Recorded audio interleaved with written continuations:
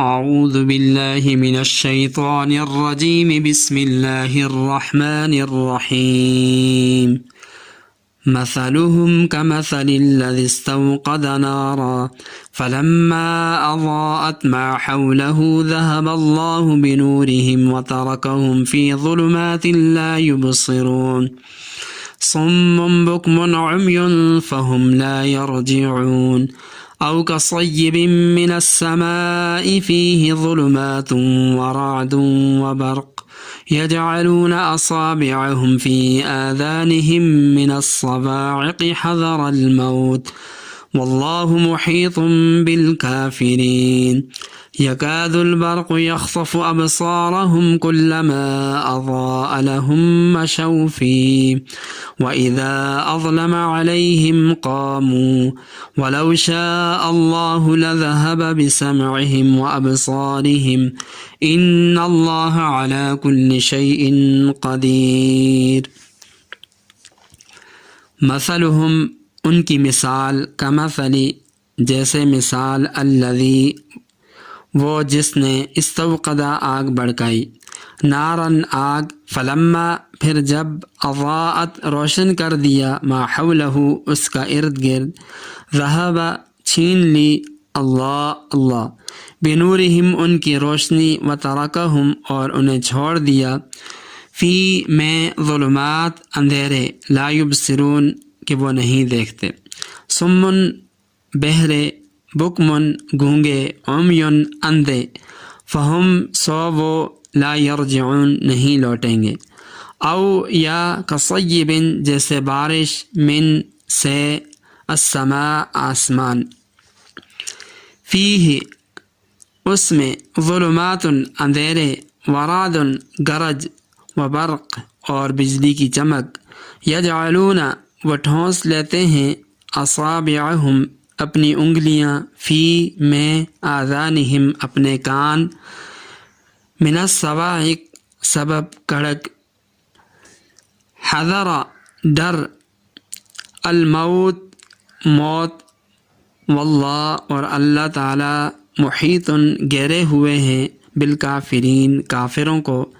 یکاد قریب ہے البرق بجلی یخطف اچک لے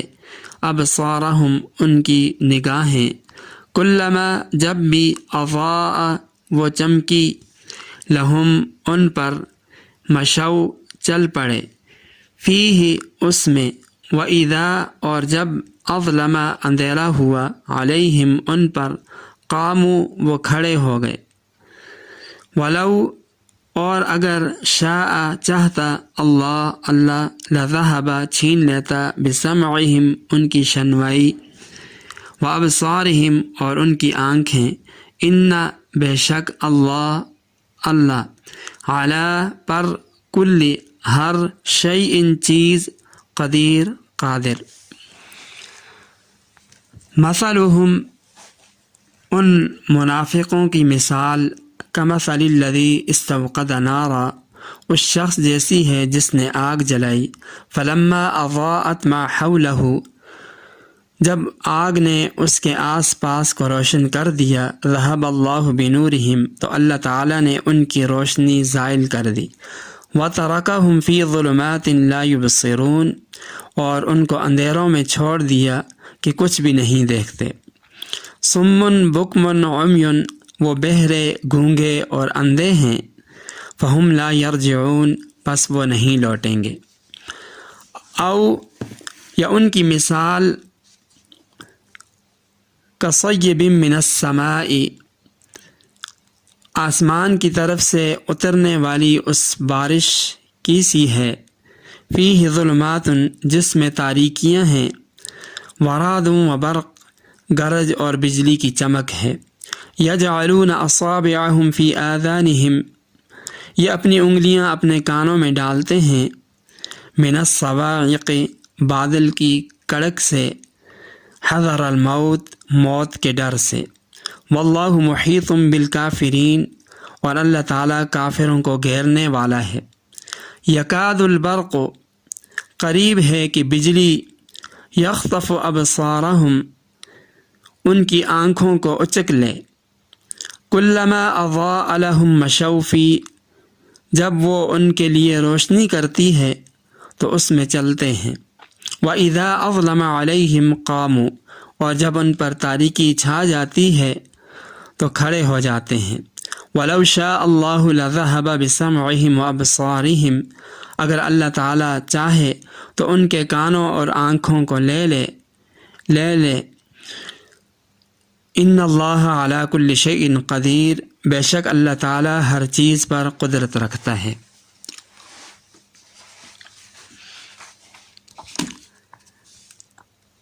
ان آیات میں منافقین کو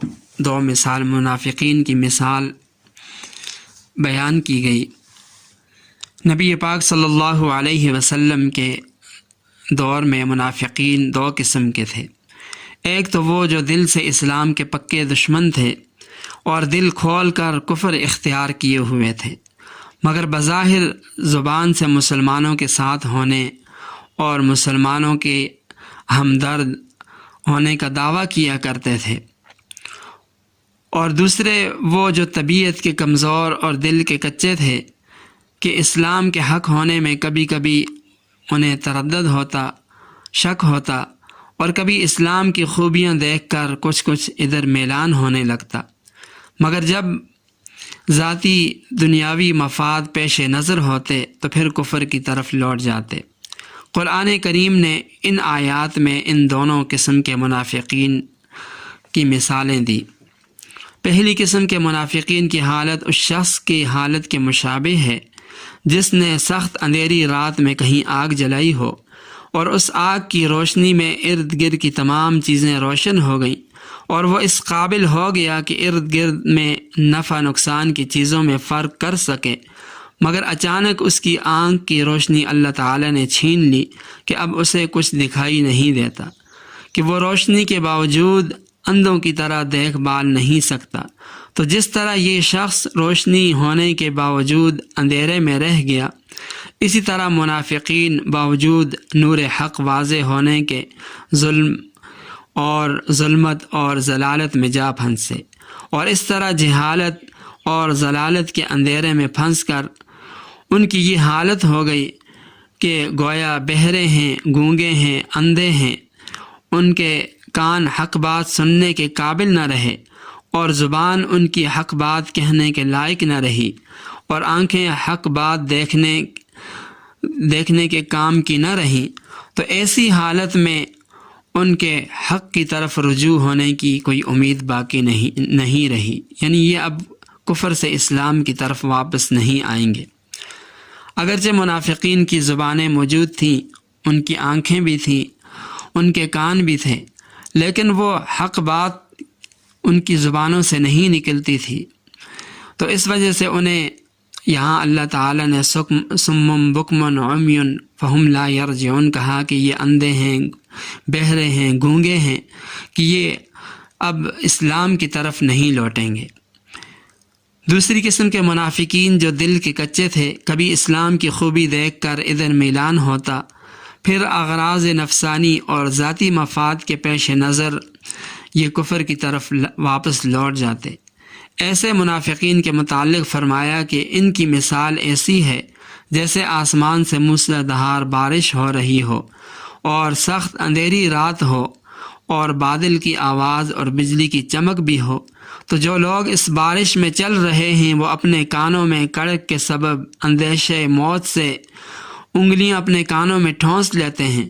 اور بجلی کی یہ حالت ہے کہ معلوم ہوتا ہے کہ ابھی ان کی بینائی اس نے لے لی، اور جہاں بجلی کی چمک اور روشنی ہوئی تو اس روشنی میں چلنا شروع کیا، اور جب ان پر تاریکی ہوئی تو پھر کھڑے کے کھڑے رہ گئے۔ تو یہاں مثال سے یہ سمجھانا مقصود ہے کہ جس طرح لوگ اندھیری طوفانی بارش میں کبھی چلنے سے رک جاتے ہیں، کبھی موقع پا کر آگے چلنے لگتے ہیں، تو اسی طرح شک میں تردد میں پڑے ہوئے منافقین ہیں کہ کبھی اسلام کی سربلندی دیکھ کر وہ ادھر جھکنے لگتے ہیں، اور کبھی خود غرضی کی ظلمت میں پڑھ کر حق سے رک جاتے ہیں۔ مفسرین نے لکھا ہے کہ قیامت کے دن بھی ان منافقین کا یہی حال ہوگا۔ الغرض منافقین کی یہ دونوں مثالیں بیان فرما کر آخر میں اللہ تعالیٰ نے ان کو دھمکی بھی دی، تنبیہ کی جاتی ہے کہ ان اللہ علی کل شیء قدیر، کہ وہ سب کے سب اللہ تعالیٰ کے احاطہ قدرت سے باہر نہیں، ان کی خباثتوں، شرارتوں اور منافقانہ رویہ پر ہر وقت اور ہر حال میں وہ ہلاکت اور تباہ و برباد کیے جا سکتے ہیں،